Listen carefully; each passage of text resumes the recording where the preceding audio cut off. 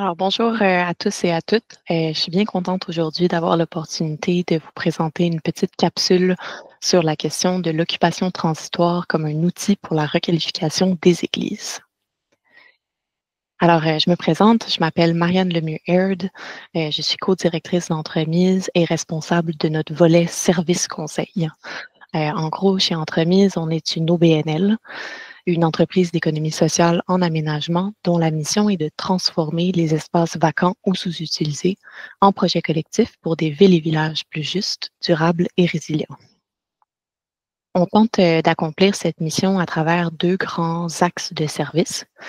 Donc, chez Entremise, on est nous-mêmes des développeurs et des gestionnaires de projets collectifs dans des bâtiments vacants.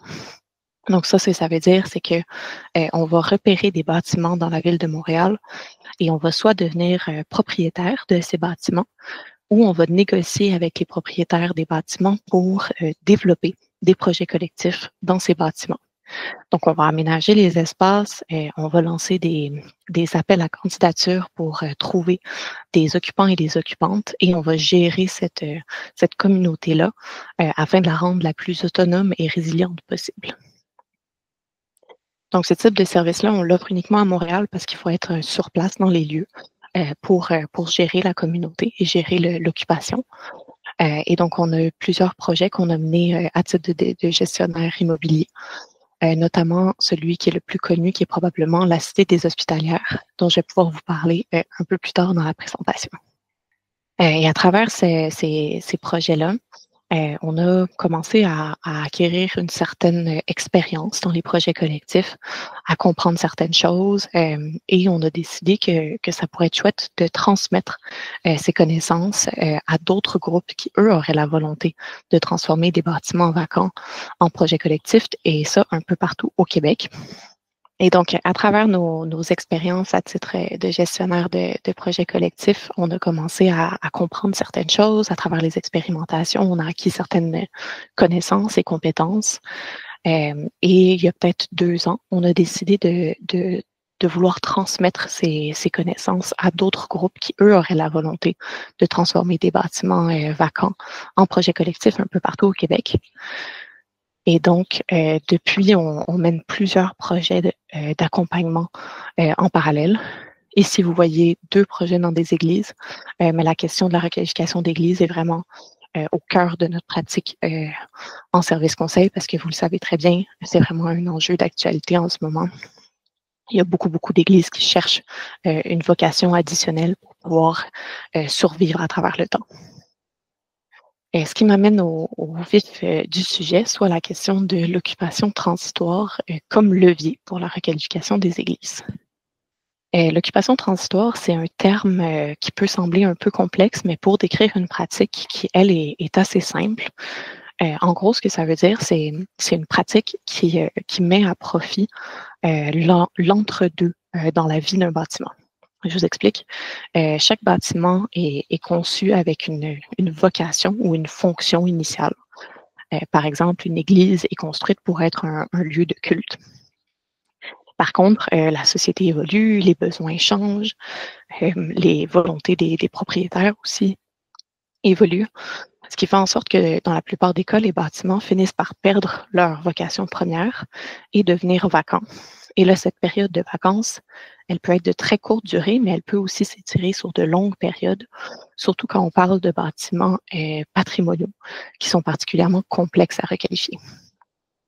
Et donc, l'occupation transitoire, ce que ça veut dire ou ce que ça propose, disons, c'est simplement d'ouvrir les portes de ces bâtiments-là le plus rapidement possible pendant cette période de vacances et pendant qu'on est en train de réaliser les analyses nécessaires pour pouvoir redonner vie à ces bâtiments. Et par cette occupation-là, on teste des activités, on expérimente certaines choses et ça peut venir informer les analyses qu'on est en train de réaliser. Donc, il y a plusieurs bénéfices potentiels pour une occupation transitoire. Notamment, comme je l'ai mentionné, ça permet de tester différentes activités et d'informer le projet pérenne. Par exemple, si on parle d'un projet de requalification d'église, puis que pendant l'occupation transitoire, on teste des spectacles sur le parvis de l'église, puis que ça fonctionne super bien, la population est présente et est au rendez-vous, il y a 100 personnes à chaque fin de semaine. ben, on peut se dire que c'est un élément qu'on souhaite conserver dans la réflexion sur le projet pérenne. Au contraire, si on teste par exemple un marché fermier dans l'église et qu'on voit que dans la municipalité d'à côté, il y a un autre marché fermier qui est plus populaire puis qu'il n'y a personne qui vient au nôtre, eh bien, on peut se dire que c'est peut-être un élément qu'on ne conservera pas dans la suite du projet. Ça permet aussi d'offrir des espaces abordables à des porteurs de projets locaux. Donc, c'est certain qu'en rendant ces espaces disponibles, bien, ça permet à des groupes de venir mener leurs activités. Et parfois, c'est des groupes qui n'auraient pas nécessairement eu les moyens de payer un loyer dans le marché conventionnel. Ça permet aussi d'occuper rapidement un bâtiment et ainsi éviter qu'il ne se dégrade. Ce qu'on sait, c'est qu'un bâtiment qui est vacant va se dégrader beaucoup plus rapidement qu'un bâtiment qui est occupé, simplement parce qu'en l'occupant, ben, on l'entretient. Ça permet aussi de contribuer au dynamisme du secteur par l'implantation de nouveaux usages. Donc, en mettant des nouvelles activités, des nouveaux services, ben, c'est sûr que ça permet de dynamiser le secteur. Ça permet aussi de mobiliser la population locale autour du projet. Puis ça, c'est un élément qui est quand même particulièrement important quand on parle de projet de requalification d'églises, parce que les églises ont une valeur dans la mémoire collective. C'est pas des bâtiments pour lesquels la communauté a souvent un certain sentiment d'appartenance. Donc, c'est des projets pour lesquels la communication et la mobilisation sont vraiment des clés de succès particulièrement importants. Et finalement, ça permet de générer certains revenus par des locations ponctuelles. Donc, c'est sûr que ce n'est pas des revenus qui sont très importants parce que souvent, c'est des loyers qui sont abordables, mais ça permet quand même de générer certains revenus qui peuvent contribuer à rembourser les frais d'entretien des bâtiments. Par contre, ce n'est pas dans toutes les situations qu'on peut mener une phase d'occupation transitoire. En effet, il y a certaines conditions qui sont nécessaires pour pouvoir procéder. Notamment, il faut que le bâtiment soit sécuritaire, c'est vraiment la base. Si vous avez une église où la structure est pas solide, il y a de la moisissure au sous-sol, c'est certain que vous ne pourrez pas procéder à une phase d'occupation transitoire sans avoir réglé ces problèmes-là en premier. Par contre, je veux faire un petit bémol entre un bâtiment qui est sécuritaire et un bâtiment qui respecte les exigences du Code national du bâtiment. Par exemple, un bâtiment peut être sécuritaire, mais selon le Code national du bâtiment, pour avoir, par exemple, une salle de spectacle, il y a un nombre de toilettes minimum requis. Ça pourrait être, par exemple, 5 toilettes pour les femmes, 4 toilettes pour les hommes pour pouvoir accueillir, disons, 150 personnes pendant un événement culturel. C'est certain que si vous n'avez pas le nombre de toilettes demandées par le code, vous pourriez quand même décider d'aller de l'avant avec l'organisation d'activités culturelles dans l'Église.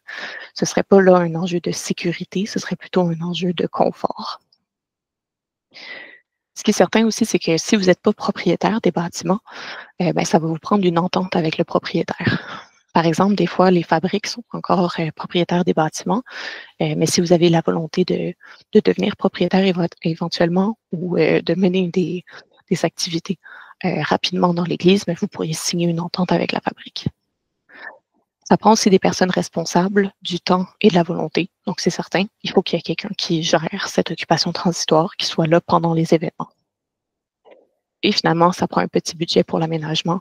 C'est toujours plus fun si vous pouvez aménager, même minimalement, les espaces pour accueillir différentes activités. Alors ici, vous voyez 2 images d'une occupation transitoire qu'on a faite dans une église en Gaspésie qui a très bien fonctionné. Donc, justement, pour vous illustrer un peu de quoi peut avoir l'air une occupation transitoire dans un projet collectif, je vais vous présenter 2 exemples. Le premier étant le projet de la Cité des Hospitalières à Montréal.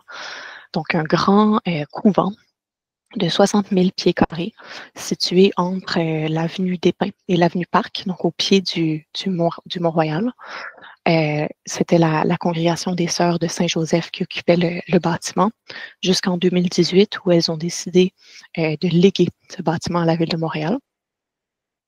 Mais la Ville de Montréal ne savait pas quoi faire avec ce bâtiment dès le jour 1. Et donc, ils ont mandaté Entremise pour mener une phase d'occupation transitoire pendant qu'ils étaient en train de réfléchir à la vocation pérenne pour le lieu. Et donc, le projet se voulait un projet mixte avec des espaces pour se rencontrer, des ateliers d'artistes, des espaces d'hébergement aussi et des espaces de bureaux. Et donc, quand on a mis les pieds dans le bâtiment, nous, Entremise, il n'y avait que quatre salles dans tout ce grand bâtiment qui était considéré comme conforme. Et donc, on a commencé par une première phase d'occupation transitoire qu'on a appelée l'hôtel à projet, où on accueillait des événements de très courte durée, donc entre quelques heures et une journée maximum. Ça pouvait être des rencontres citoyennes, des spectacles, etc. Et ça a duré à peu près 1 an et ça nous a permis de commencer tranquillement à occuper les lieux. Ensuite, après 1 an environ, on a eu accès à plus d'espace. Environ 25% du bâtiment était disponible. Et là, on a fait une deuxième phase d'occupation transitoire qu'on a appelée les occupations pilotes, qui étaient des occupations d'un peu plus longue durée, entre 3 mois et 1 an. Et là, il y a 33 organismes en ce moment qui occupent le bâtiment où je suis actuellement. Et on teste encore plein d'activités et on espère que cette occupation transitoire va venir nourrir les réflexions de la ville pour le projet pérenne.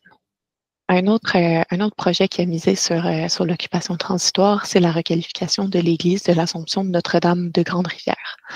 Donc, Grande-Rivière qui est située environ à 40 minutes d'auto de Gaspé, en Gaspésie. Une municipalité de 3400 habitants avec une église de 1300 places assises. Donc, vraiment une énorme église pour la taille de la population. C'est presque une cathédrale. Et donc, la municipalité, le maire de l'époque, a eu la volonté d'ajouter des activités dans l'église pour la conserver, la préserver sur le temps long. Et donc, on a imaginé ce projet en 3 phases. Donc, une première phase pour imaginer le projet. Donc, on a sondé la population en faisant des rencontres citoyennes, en leur envoyant des sondages pour comprendre quelles étaient leurs volontés et leurs désirs par rapport au bâtiment. Une deuxième phase où on a mis en place une occupation transitoire pendant plusieurs mois, principalement dans l'espace de la sacristie, pour tester des activités et mobiliser les gens pour, pendant en fait qu'on faisait des analyses qui allaient nous mener à la rédaction d'un plan d'affaires complet, puis à la réalisation des travaux pour la requalification.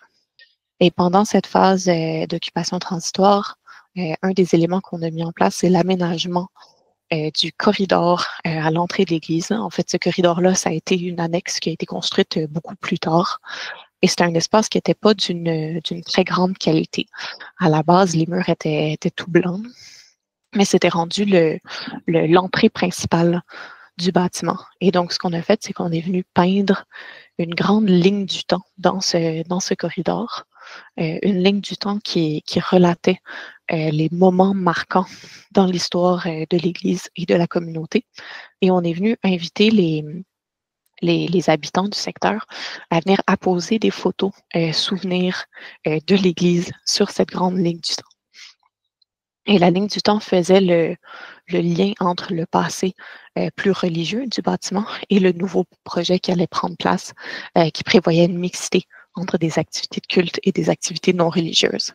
Donc, ça a permis de mobiliser la population, de les informer sur le projet en cours et de leur montrer qu'on n'avait pas la volonté de faire une cassure dans l'histoire du bâtiment, mais plutôt de faire une transition.